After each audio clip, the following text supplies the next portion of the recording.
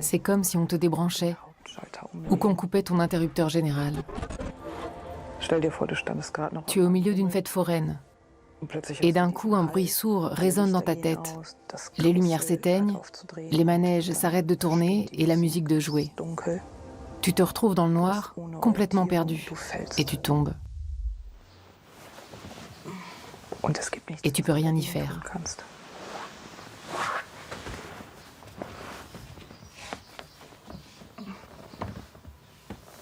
Je me sens gravement malade depuis déjà 8 ans. Je suis convaincue que quelque chose a basculé dans mon organisme et que mon état actuel est irréversible. Souvent le soir, je déprime à table et je le répète à mon compagnon. Je ne comprends pas que personne ne trouve un traitement.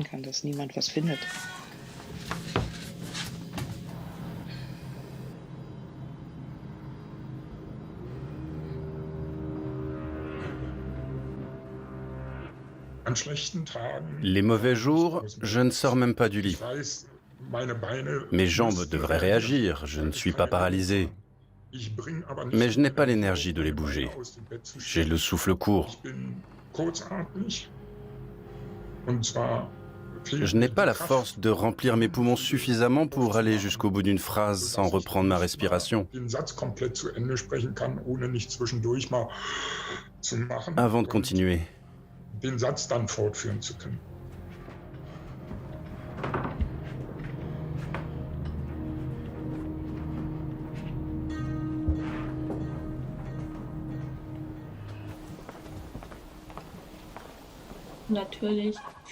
Quand je vois les jeunes de mon âge, je sens bien que je passe à côté de quelque chose. Heureusement, je ne suis pas encore trop atteinte. Mais il y a des jours où ça ne va pas du tout. Je reste allongée, je peux à peine bouger et j'ai mal partout. Et ça m'angoisse pas mal de penser que je risque de rester comme ça toute ma vie.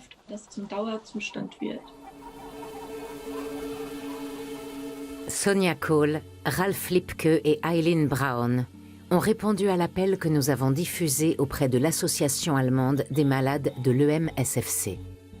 En tout, une centaine de patients se sont manifestés, tous prêts à témoigner.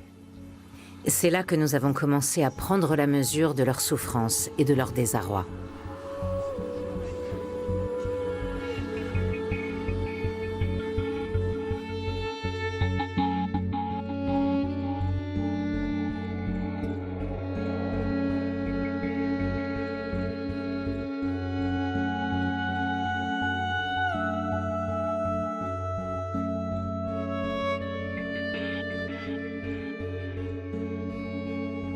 Nous démarrons notre enquête à l'hôpital de la Charité à Berlin. Carmen Scheibenbogen étudie le syndrome de fatigue chronique depuis de longues années. Ich komme aus der Onkologie. Dort sind wir im Jahr 2020 jetzt wirklich technologisch. Je viens de l'oncologie, une spécialité où le progrès technologique nous permet aujourd'hui de comprendre en détail de nombreux mécanismes et d'élaborer des traitements ciblés. C'est également vrai en neurologie. Mais les connaissances concernant le SFC en sont là où elles étaient il y a 30 ou 40 ans pour d'autres maladies.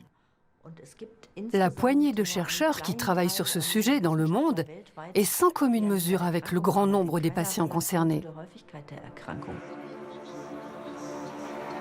On estime entre 17 et 24 millions le nombre de personnes souffrant d'EMSFC dans le monde. Elle serait environ 300 000 en Allemagne et 250 000 en France, en majorité des femmes. Selon les chercheurs, moins de la moitié des cas seraient diagnostiqués. Je suis avant tout profondément désabusée. Jamais je n'aurais imaginé être livrée à moi-même comme ça. Cette maladie ne suscite aucun intérêt, aucune empathie. Quand on se tourne vers les politiques, ils pensent qu'on est un cas isolé, mais c'est faux. Le pire, c'est qu'on disparaît petit à petit. En 2018, mes voisins ont même cru que j'avais déménagé.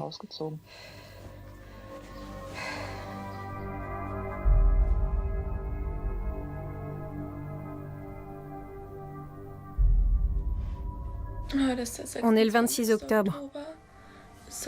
Depuis hier soir, je ne vais de nouveau pas bien. Je n'ai pas pu faire grand-chose aujourd'hui. Je suis restée allongée presque tout le temps. Le moindre effort me paraissait impossible. EMSFC. Des initiales mystérieuses et un nom compliqué pour une maladie redoutable.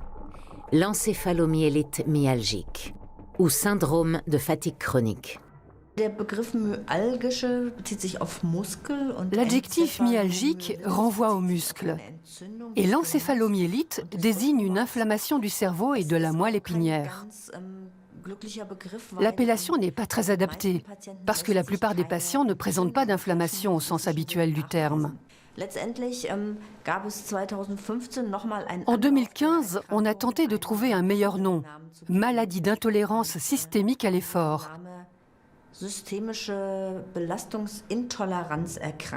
C'est un peu long, mais ça met l'accent sur la grande caractéristique de cette maladie. La diminution de la résistance à l'effort. Le fait qu'on ne tolère plus de fournir aucun effort.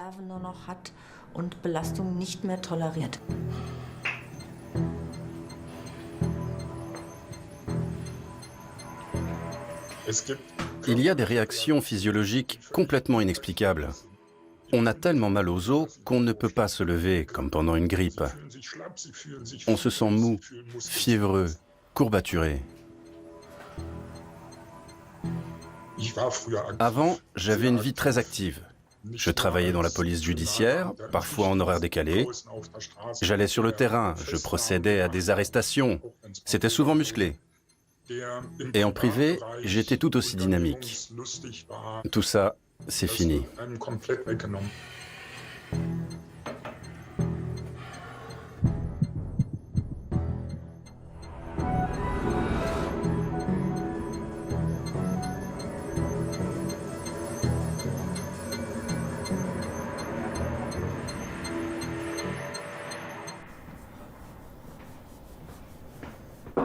Il y a 2 ans et demi, Aileen a contracté une mononucléose infectieuse. Depuis, elle vit couchée la plupart du temps et ne va plus que rarement au lycée. Ses parents ne comprennent pas ce qui lui arrive. Elle était tout le temps à se balader, elle sortait avec ses copines. Elle faisait énormément de sport. D'ailleurs, elle s'entraînait ici, à la maison. Ça me fend le cœur qu'elle ne puisse plus danser.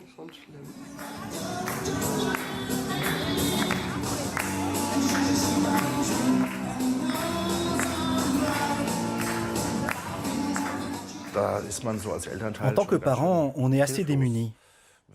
On ne comprend pas ce qui se passe et on ne sait pas quoi faire pour aider.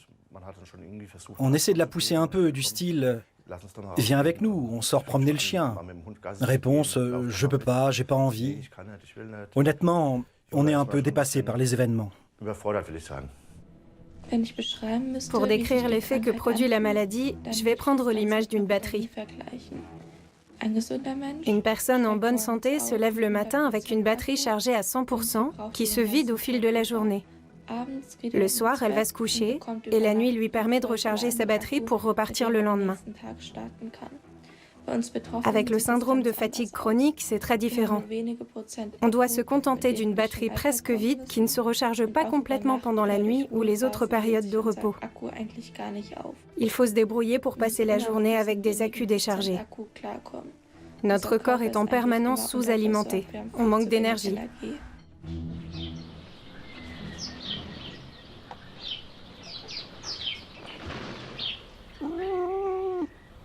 Sonia Cole, autrefois responsable de communication visuelle, a elle aussi contracté une mononucléose infectieuse. Elle s'en est remise, mais en 2012, une série d'infections virales a eu raison de sa santé. À la longue, notre tournage l'épuise. Elle nous accorde un long entretien, plus tard en visioconférence. Vous pouvez me décrire vos symptômes et me dire comment s'est installée la maladie ? Au fil des années, les symptômes se sont multipliés. J'avais sans cesse des infections des glandes salivaires ainsi que des otites. En 2015, j'ai été hospitalisée 3 fois pour de gros problèmes intestinaux. L'inflammation des bronches, cette sensation de brûlure dans les poumons ne s'en allait plus. J'ai enchaîné les consultations. En 2016 ou 2017, je me souviens être allée voir un neurologue. Quand il a vu l'épaisseur de mon dossier médical, il m'a dit « Je n'ai même pas besoin de regarder, votre problème est psychosomatique. » Beaucoup de médecins ignorent tout bonnement l'existence de cette maladie, bien que l'Organisation mondiale de la santé l'ait répertoriée dans sa classification internationale dès 1969 parmi les troubles neurologiques. Aujourd'hui encore, les malades font souvent l'objet d'un diagnostic erroné et sont catalogués dépressifs ou malades mentaux. J'ai énuméré tous mes symptômes à mon généraliste et je lui ai expliqué comment je me sentais. Il est resté perplexe et il a mis ça sur le compte de mon estomac. J'ai vu des praticiens de médecine alternative qui n'ont pas pu m'aider non plus. Malgré toutes ces démarches, personne n'a su me dire ce que j'avais. Eileen décide alors de mener ses propres investigations en ligne et découvre les recherches conduites à l'Université technique de Munich et au centre Helmholtz. Nous avons rendez-vous avec Uta Behrens. Elle a piloté au sein du Centre pour la recherche sur les maladies infectieuses une étude de grande ampleur sur la mononucléose. Dans ce cadre, elle a rencontré de jeunes patients qui ne se sont jamais remis de cette infection et ont développé un syndrome de fatigue chronique. Elle a été la première en Allemagne à étudier l'EMSFC chez les enfants et les adolescents. La maladie intéresse de toute façon très peu de chercheurs dans le monde.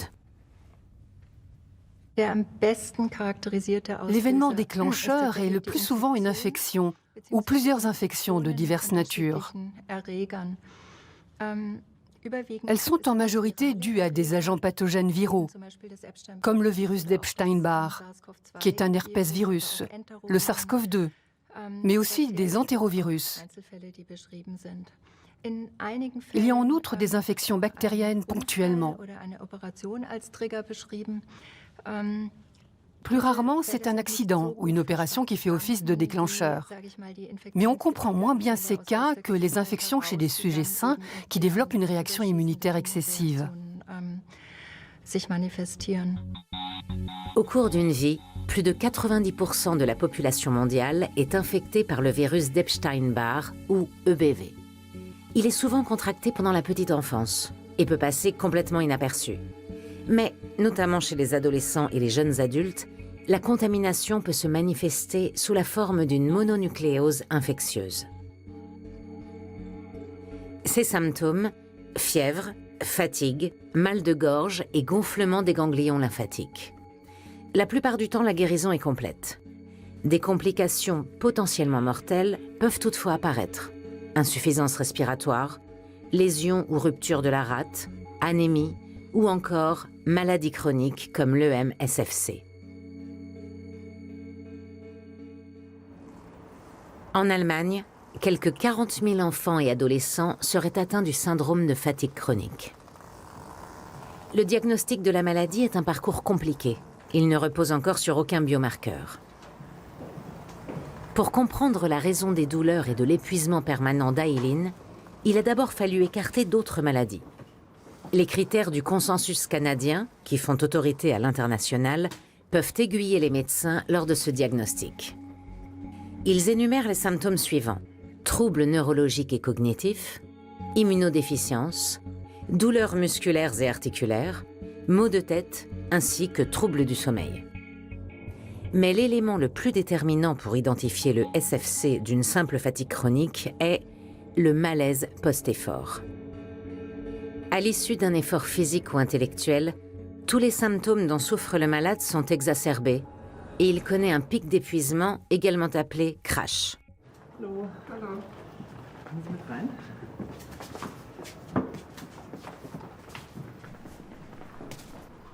9 mois après l'apparition de sa mononucléose, Eileen obtient enfin confirmation qu'elle souffre du syndrome de fatigue chronique.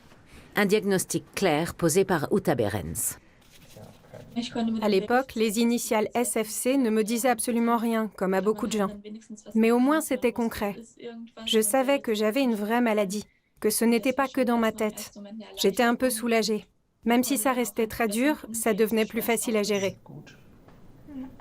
Mais que faire à partir de là? À ce jour, il n'existe ni médicaments, ni traitement curatif à disposition. On sait tout au plus alléger les symptômes.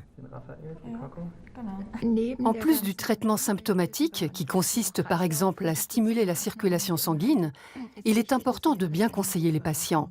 On peut leur recommander des techniques de relaxation et les aider à gérer avec parcimonie leurs faibles réserves d'énergie. Le but est qu'ils ne s'épuisent pas, mais qu'ils continuent à faire quelques exercices ou une promenade quotidienne pour entretenir un tant soit peu leur forme physique. Aylin participe à une étude de grande ampleur sous la direction d'Uta Behrens. L'objectif est d'observer l'évolution de la maladie chez les patients atteints du syndrome de fatigue chronique. Au programme, prise régulière du pouls et de la tension, analyse sanguine, mais aussi tests d'orthostatisme permettant de mesurer les fluctuations de la pression artérielle. Les jambes comme ça, bien. La tête en arrière. Tu n'as pas mal au cœur? Non, mais j'ai la tête qui tourne. Tu préfères t'allonger? Oui. D'accord, on y va.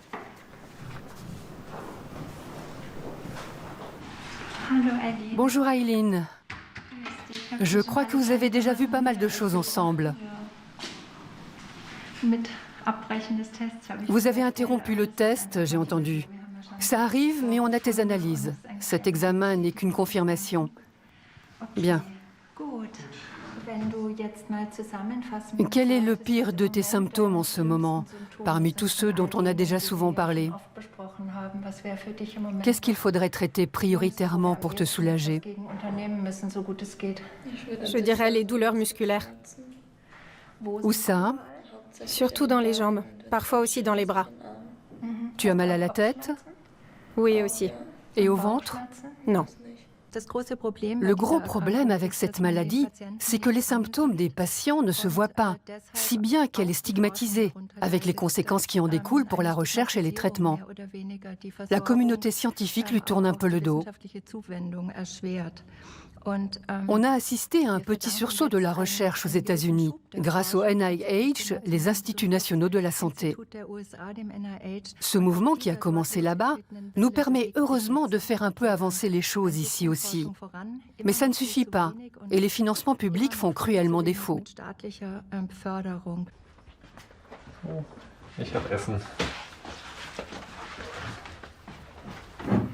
En Allemagne comme en France, l'encéphalomyélite myalgique est très mal prise en charge par le système de santé. La plupart des patients sont laissés pour compte et doivent s'en remettre à l'aide de leur entourage. Obligés d'assumer seuls les coûts de la maladie, ils tâtonnent pour trouver des solutions qui leur conviennent.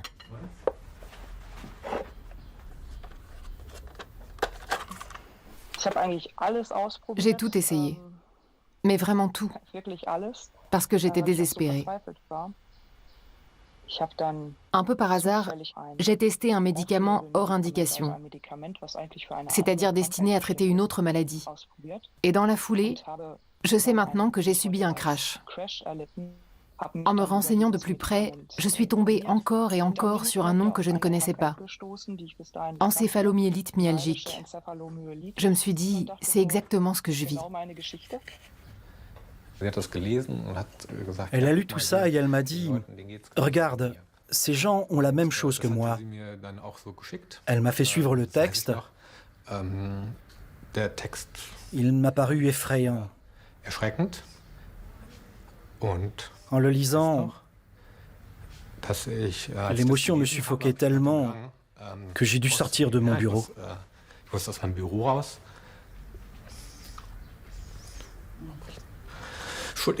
Excusez-moi. Je pensais que ça irait, mais... On peut faire une pause si vous voulez.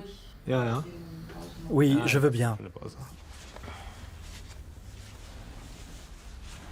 Einerseits war ich erleichtert, als ich das gelesen habe und mich darin D'un côté, j'étais soulagée de me reconnaître à 100% dans ce que je lisais. De l'autre, ça faisait déjà 6 ans que je me battais. Je voyais la perspective d'une guérison s'éloigner et devenir très incertaine.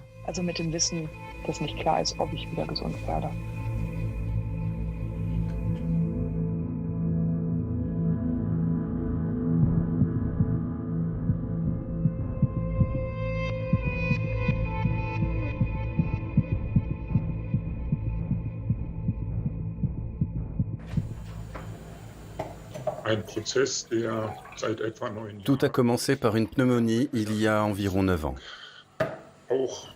Dans les semaines puis les années qui ont suivi, je n'ai jamais retrouvé ma santé d'avant.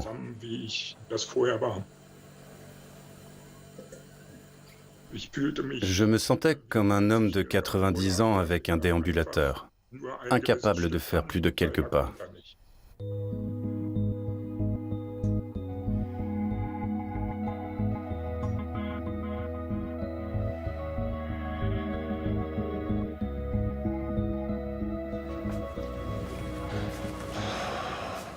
Ralf Lipke a lui aussi vécu 2 ans et demi d'errance médicale. Jusqu'à ce qu'un cardiologue l'adresse à la consultation de Carmen Scheibenbogen à la Charité.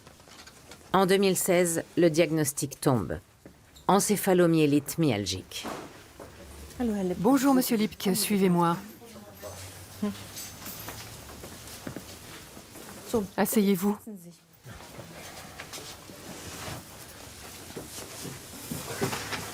Ça fait un moment qu'on ne s'est pas vu. Comment ça va? Ça empire. Mais ça empire lentement. D'accord, vous travaillez encore? Non, je suis en arrêt. Avant, ça allait encore, non?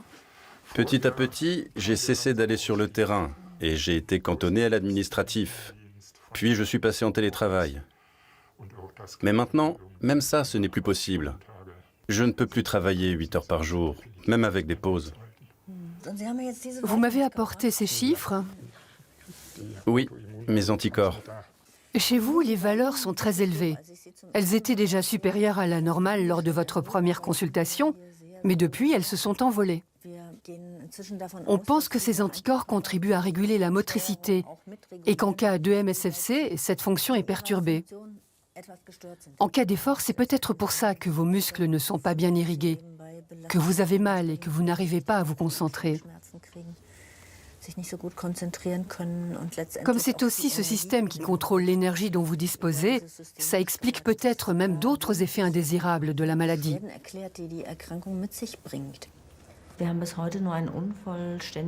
À ce jour, on n'a qu'une idée parcellaire du fonctionnement de la maladie. On sait que le système immunitaire y joue un rôle important, déjà parce que chez la plupart des sujets, la maladie se déclare après une infection.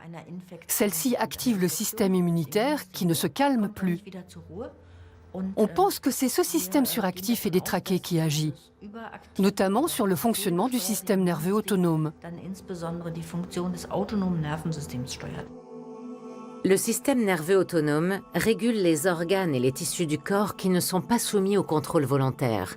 Les battements du cœur, la respiration, la digestion et, point important, la dilatation des vaisseaux sanguins. Lorsque le sang a du mal à circuler dans les vaisseaux, cela provoque des douleurs musculaires et perturbe la concentration. Il n'y a pas assez d'oxygène à disposition pour produire l'énergie nécessaire. Les récepteurs β2 sont importants pour la régulation du flux sanguin. Situés dans les artères musculaires, ils sont sensibles à l'adrénaline libérée lors de l'effort physique et aux anticorps. Chez les sujets sains, les vaisseaux se dilatent pour alimenter les muscles en oxygène. D'après les observations réalisées à la Charité, le fonctionnement des anticorps est perturbé chez les malades atteints de SFC et les muscles reçoivent moins d'oxygène. Ici, ce sont les anticorps de Ralf Lipke qui sont analysés. On sait que le patient présente des anticorps contre le récepteur β2. Maintenant, on veut savoir précisément contre quelle partie de ce récepteur. On l'a divisé en 15 petits fragments, fixés chacun sur une bille. Chaque bille s'affiche d'une couleur différente. On voit ainsi que chez ce patient, c'est la partie avant qui réagit, chez un autre, celle du milieu. et on compare avec ce qui se passe chez les sujets en bonne santé. Ça va nous aider à mieux comprendre les perturbations du mécanisme d'activation des récepteurs. Dans l'idéal, on espère même que la différence sera assez nette pour permettre d'élaborer un test diagnostique. En attendant, l'intolérance à l'effort des malades et leur régénération musculaire altérée sont évalués au moyen d'un simple dynamomètre qui mesure la force de préhension. Tenez. C'est parti. 1, 2, 3, stop. Allez-y. 1, 2, 3, stop. Au départ déjà, une personne en bonne santé obtient un résultat bien plus élevé qu'un patient atteint de MSFC. Mais l'écart se creuse encore lorsqu'il faut reproduire la même série d'efforts successifs au bout d'une heure. Le sujet sain conserve l'intensité de sa force, le sujet malade, non. Vous êtes épuisé, n'est-ce pas? Lessivé. Je vois ça. C'était un gros effort. Oui, du sport de haut niveau, mais assis. On va regarder ça, monsieur Lipke. Ce n'est pas si mal en fait. Concernant votre niveau de force, vous êtes simplement dans la fourchette basse de ce qu'on attendrait d'un homme de votre âge. Mais un aspect des résultats retient mon attention. Regardez en bas. Le chiffre baisse significativement. Au bout de la 10e répétition, on a 10 kilos de force de moins qu'au début. C'est très frappant. J'ai perdu mon endurance. Chez un homme en bonne santé, on obtiendrait pratiquement le même résultat sur les 10 tests. C'est donc une manifestation de la maladie. C'est un peu bizarre dit comme ça, mais parmi les patients qu'on suit, vous êtes l'un des moins malades. J'en suis ravi, mais franchement, ça me suffit.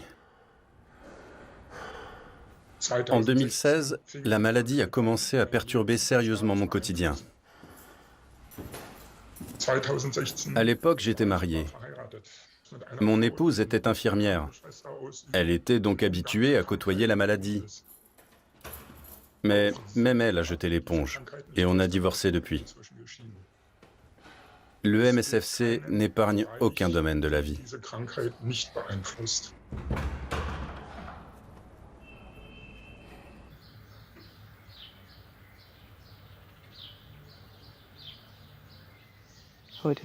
On est vendredi 11 septembre. Voilà à quoi ressemble une journée normale pour moi. Il vous manque simplement les verres teintés à travers lesquels je vois la pièce. Je vais mettre mes lunettes de soleil devant la caméra pour vous donner une idée.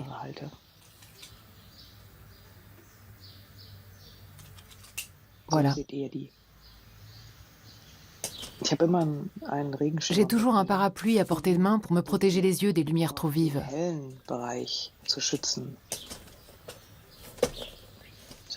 C'est très utile quand je ne veux pas être complètement dans le noir. Le plus gros problème pour moi, ce sont les contrastes. Vous voyez la fenêtre à droite avec le store en bambou? Si elle est constamment dans mon champ de vision, ça m'éblouit. J'ai mal aux yeux. Et si le store reste levé trop longtemps, j'ai l'impression que la lumière me brûle le globe oculaire. Mais le pire, c'est que toute la mâchoire commence à me faire mal. Ça s'est fait insidieusement. Son état s'est aggravé petit à petit et je me suis retrouvé à faire de plus en plus de choses. Au début, elle n'avait pas autant besoin de soins. Elle pouvait se prendre en charge elle-même. Puis son état a continué à se dégrader, elle s'est retrouvée clouée au lit et j'ai dû prendre le relais. Les premiers temps, je me disais que c'était un mauvais moment à passer. J'espérais que la situation s'améliorerait et que Sonia guérirait. Mais elle a compris bien avant moi que c'était loin d'être le cas. Moi, j'ai fait l'autruche. Il m'a fallu plus de temps.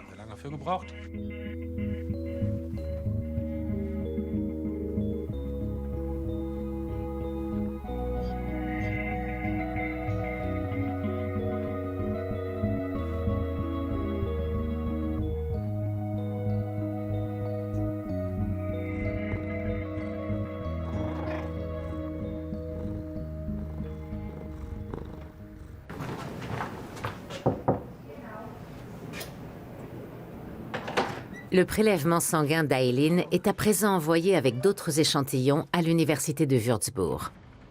Il est attendu avec impatience par l'équipe de Bhupesh Prosti, microbiologiste et virologue.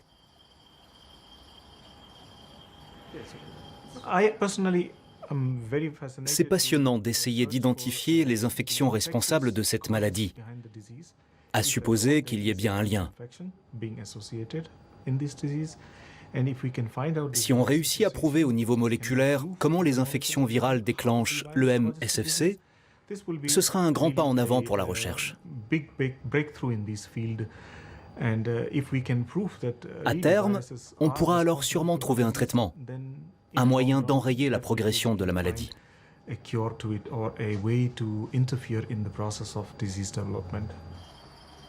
C'est lui qui a mis en évidence la corrélation entre le virus d'Epstein-Barr et l'encéphalomyélite myalgique.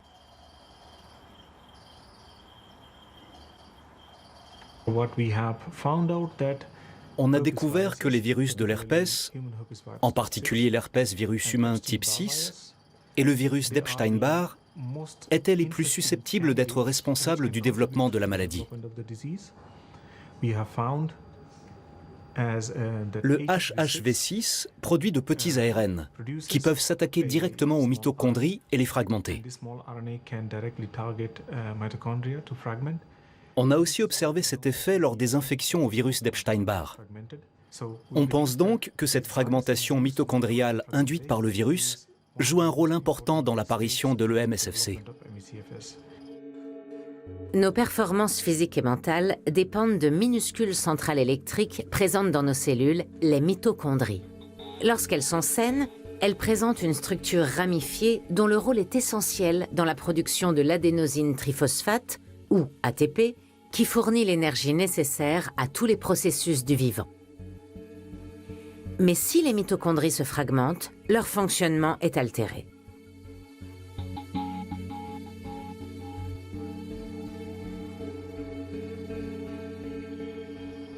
Bhupesh Prosti injecte dans des cellules de culture saine des auto-anticorps provenant du sang de patients atteints de MSFC.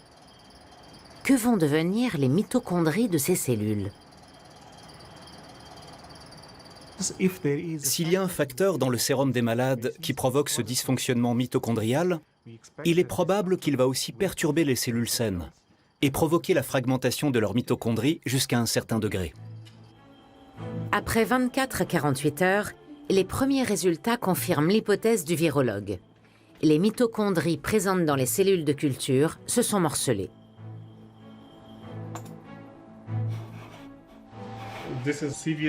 Ces mitochondries sont sérieusement atteintes.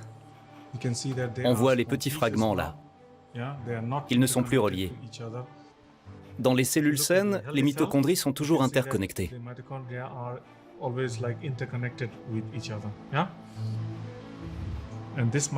Celles-ci vont au contraire induire une réponse immunitaire innée plus faible. Elles ne pourront pas lutter contre les infections et produiront moins d'énergie. Leur métabolisme est ralenti. C'est ce qu'on observe chez certains malades d'encéphalomyélite myalgique gravement atteints.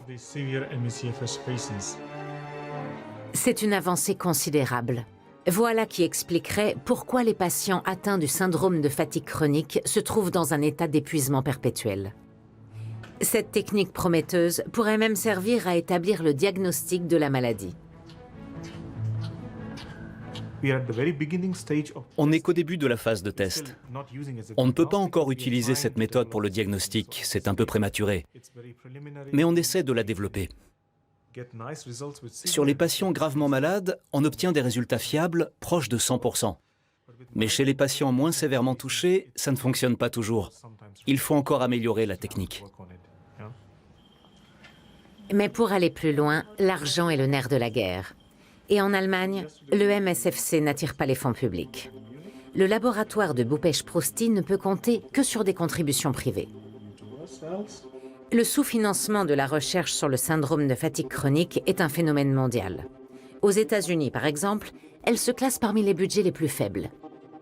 Pour 2,5 millions de malades de l'EMSFC, les autorités de santé américaines investissent chaque année 14 millions de dollars dans la recherche.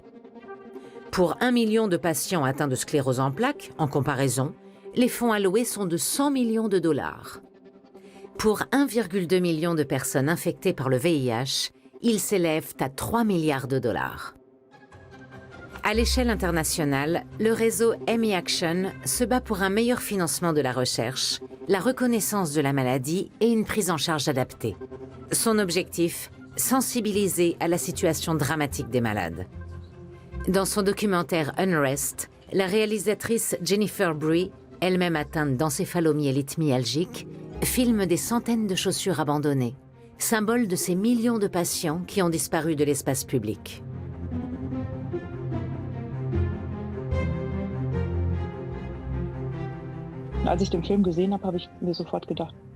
En voyant ce film, j'ai tout de suite eu envie de faire quelque chose, moi aussi, pour prendre le problème à la racine.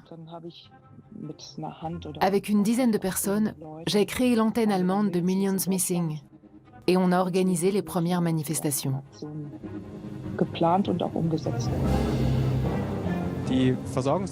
La situation des malades de MSFC en Allemagne est catastrophique. Ils n'ont aucun accès à des traitements et ils doivent se battre pour tout, ne serait-ce que pour obtenir un fauteuil roulant. En plus, ils sont souvent victimes de stigmatisation grave et de discrimination.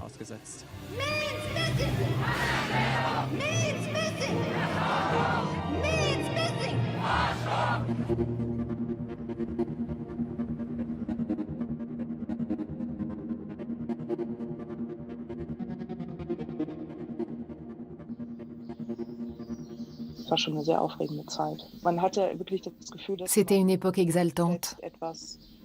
On avait l'impression qu'on allait faire bouger les choses et changer tout ça, au lieu de subir ce qui nous arrivait.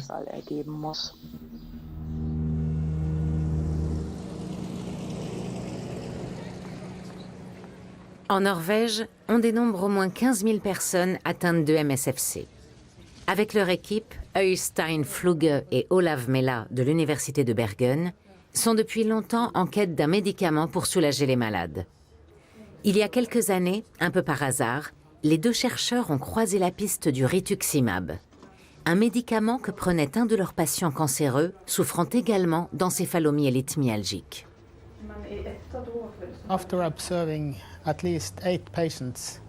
Voyant qu'au moins 8 patients nous avaient parlé indépendamment des effets de ce médicament sur l'EMSFC, on a décidé d'approfondir les recherches. Notre hypothèse de départ, c'était que le syndrome de fatigue chronique pourrait être une variante d'une maladie auto-immune dans laquelle les auto-anticorps et les lymphocytes B jouent un rôle important. C'est pour ça qu'on a décidé de mener ces observations.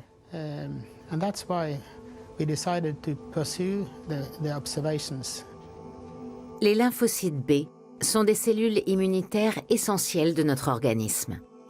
Elles sécrètent des anticorps contre les virus et les bactéries afin de les détruire. Parfois, le processus tourne mal et les lymphocytes B produisent des anticorps anormaux qui peuvent même se retourner contre l'organisme. C'est le cas dans de nombreuses maladies auto-immunes telles que le lupus ou la myasthénie.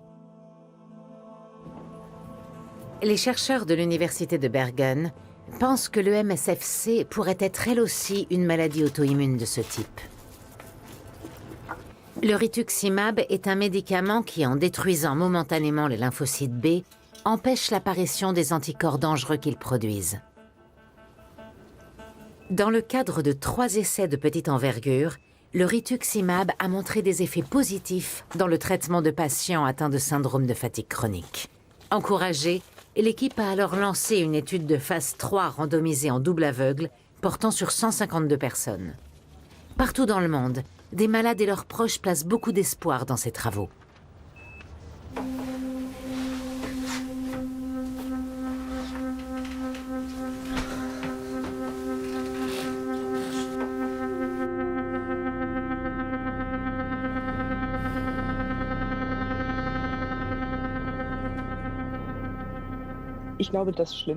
Je crois que le pire, c'est de ne plus rien contrôler. Plus on se démène, plus on se débat, et plus notre état de santé empire, comme dans des sables mouvants. Les anticorps dans le sang des malades semblent jouer un rôle essentiel. Leur présence est-elle un indicateur de l'évolution de la maladie? Et dans ce cas, un marqueur sanguin pourrait-il faciliter le diagnostic? Uta Behrens et son équipe tentent de répondre à ces questions. On demande aux patients atteints d'encéphalomyélite myalgique s'il a contracté le virus d'Epstein-Barr. Si oui, plusieurs points verts doivent apparaître. Ici, c'est le cas. Ce point vert, par exemple, on le retrouve dans certains tests de diagnostic standard. Mais pour savoir si la signature particulière qu'on voit ici est liée à l'EMSFC, il faut qu'on examine un grand nombre de patients.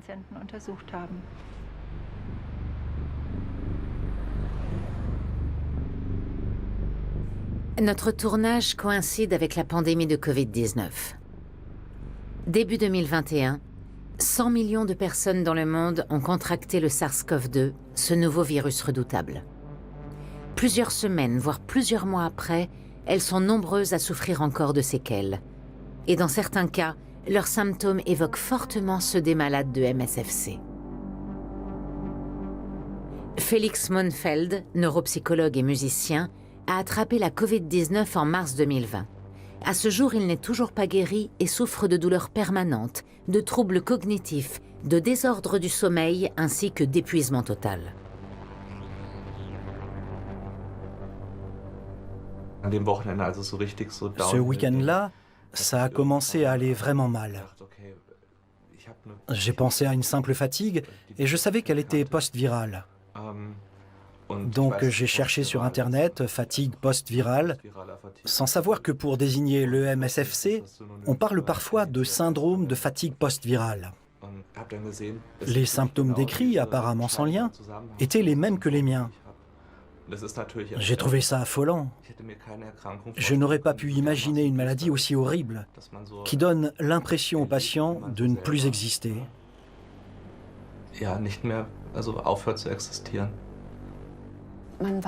On se réveille et on attend de voir quels sont les symptômes du jour. C'est comme une pochette surprise. Aujourd'hui, c'est ça, ça et ça. Ça va peut-être durer 3 jours, et puis qui sait? Les maux de tête vont peut-être s'atténuer, et alors ce sera autre chose, dans cette panoplie inépuisable. À l'issue de la première vague de Covid-19, la gravité de la maladie se révèle peu à peu. Carmen Scheibenbogen ne cache pas son inquiétude.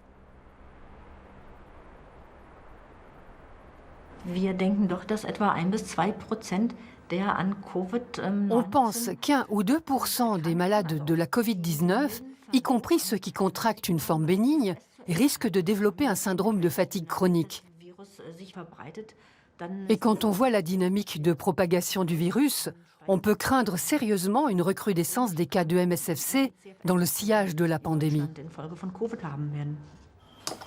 Beaucoup d'espoir repose sur les épaules des scientifiques du monde entier qui étudient les conséquences à long terme de la Covid-19, comme ceux du laboratoire de Würzburg. Bhupesh Prosti pense que le SARS-CoV-2 n'est pas directement responsable de ces séquelles de longue durée. Selon lui, ce sont les herpès virus latents présents dans le corps humain qui se trouvent réactivés après l'infection au coronavirus et qui conduisent quelques semaines plus tard aux formes de Covid long. Pour le chercheur, le schéma est comparable à celui de l'EMSFC qui se développe de la même façon après une infection virale. Si les caractéristiques du sérum chez les malades souffrant d'encéphalomyélite myalgique sont les mêmes que chez ceux atteints de Covid long, alors les symptômes sont les mêmes aussi. Mais on ne le sait pas. Il n'y a pas de données à l'heure actuelle prouvant que les patients qui ont un Covid long sont en fait atteints du syndrome de fatigue chronique. Pour économiser le peu de force qui lui reste, Felix Monfeld consulte Carmen Scheibenbogen par visioconférence. Il espère qu'elle pourra l'aider à identifier ses symptômes et le conseiller. Vous m'entendez? Oui, c'est bon. Très bien. Parmi vos symptômes persistants, lequel est le pire? L'épuisement? L'épuisement est très présent en ce moment, au moindre effort. Par exemple, je sais que je ne pourrai plus faire grand-chose après notre entretien.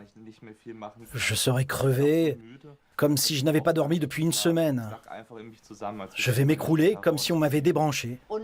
Donc vous vous sentez mal en fin de journée après un effort. Mais le lendemain, vous avez récupéré? Si l'effort est de courte durée, ça va. Parfois, j'ai l'impression que, même sans faire grand-chose, je vais passer 2 mois au lit, comme si j'avais une grippe carabinée. J'ai aussi de terribles maux de tête récurrents, comme une migraine, mais qui brûle.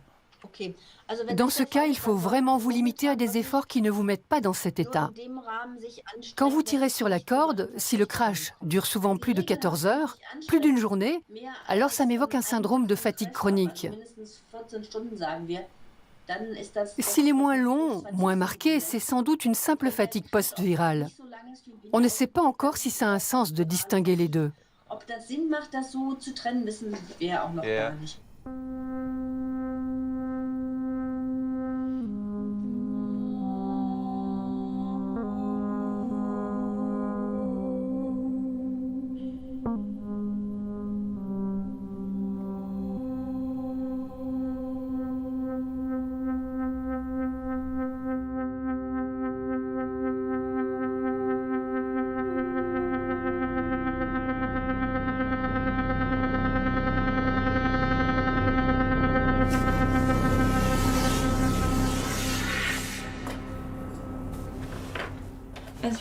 J'ai quitté le lycée et j'ai décidé de préparer le bac à distance, parce que je peux le faire de chez moi. Mon établissement ne m'a pas beaucoup soutenue dans ma maladie. On me demandait de continuer à venir en cours comme avant, ce qui était impossible pour moi. Depuis que je travaille à la maison, ça va beaucoup mieux. La plupart des familles repartent de notre consultation avec une lueur d'espoir. Mais on aimerait voir les patients beaucoup plus tôt. On aimerait que le tableau clinique soit mieux connu. 3 mois après une infection, un malade qui ne se remet pas et qui présente ces symptômes devrait être adressé à un spécialiste et entamer un traitement symptomatique. Je crois que dans la durée, ça réduirait aussi le nombre de cas graves.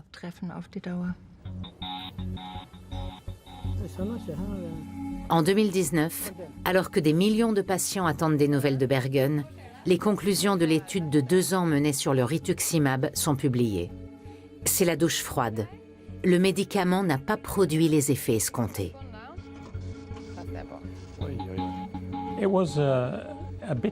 On ne s'y attendait pas. Il peut arriver qu'une étude soit négative, même avec un médicament actif. Mais au vu de notre expérience préalable, on a été surpris de ne même pas observer une tendance qui allait dans le bon sens. Cela dit, dans cette étude en double aveugle, on a donné des doses de rituximab plus faibles que la normale, ce qui a pu avoir une incidence. Faute de financement du secteur pharmaceutique, les chercheurs ont en effet dû diviser par 2 les doses administrées. Ils poursuivent aujourd'hui leurs recherches, notamment sur d'autres médicaments susceptibles d'aider les patients. La banque de 3000 échantillons sanguins fournis par les participants à l'étude sur le rituximab est un atout précieux.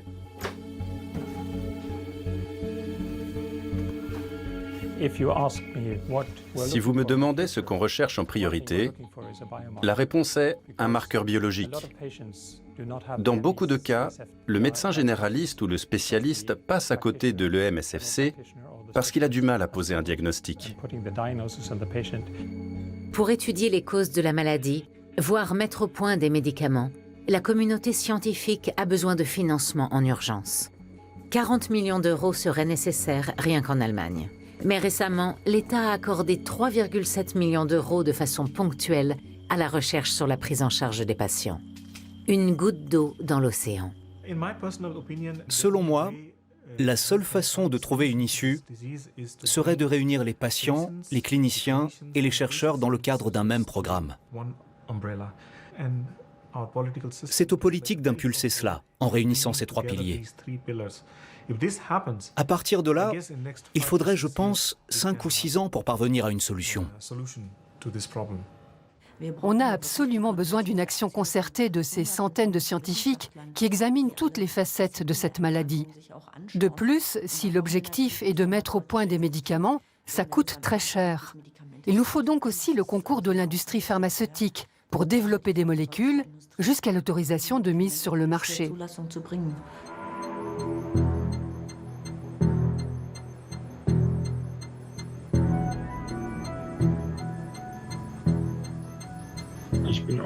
Je suis passé par des phases suicidaires, bien sûr. À quoi bon vivre quand on n'a aucune chance de guérir?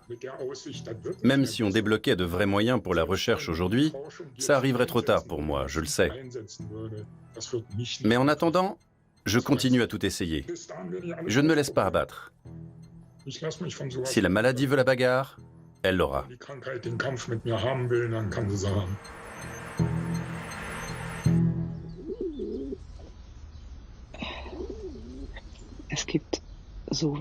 Il y a tellement peu de gens qui sont prêts à se battre pour nous.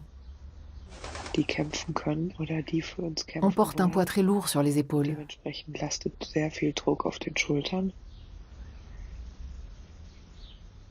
On se met soi-même la pression, parce qu'on veut absolument s'en sortir.